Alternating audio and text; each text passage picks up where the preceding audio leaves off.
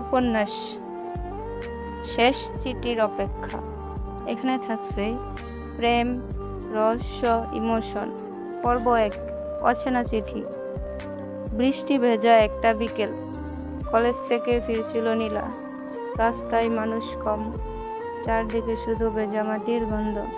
হঠাৎ রাস্তার পাশে একটা পুরনো বইয়ের দোকানের সামনে দাঁড়িয়ে যায় সে। কারণ একটা কাগজ বাতাসে উড়ে এসে তার পায়ের কাছে পড়ে। নীলা কাগজটা তুলে দেখে সেখানে লেখা, তুমি যদি এই চিঠিটা পড়ো তাহলে বুঝে নিও আমি এখনো তোমার অপেক্ষায় আছি। কথাগুলো পড়ে নীলার বুকটা কেঁপে ওঠে, কারণ চিঠির নিচে যে নামটা লেখা ছিল সেটা আরিয়ান। আরিয়ান, যে ছেলেটা 5 বছর আগে হঠাৎ করেই হারিয়ে গেছিল। কেউ জানে না সে কোথায় গেছে, কেউ জানে না সে বেঁচে আছে কিনা।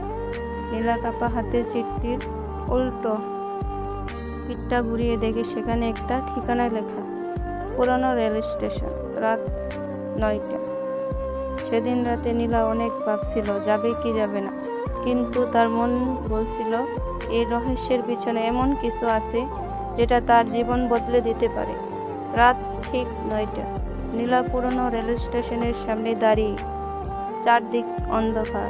হঠাৎ দূরে একটা ছায়ামূর্তি দেখা গেল, আর ঠিক তখনই কারো কণ্ঠ ভেসে এলো, তুমি এসেছো, আমি জানতাম তুমি আসবে। পরবর্তী পার্ট দেখার জন্য চ্যানেলটা সাবস্ক্রাইব করে পাশে থাকা বেল আইকনটা বাজিয়ে দিও প্লিজ।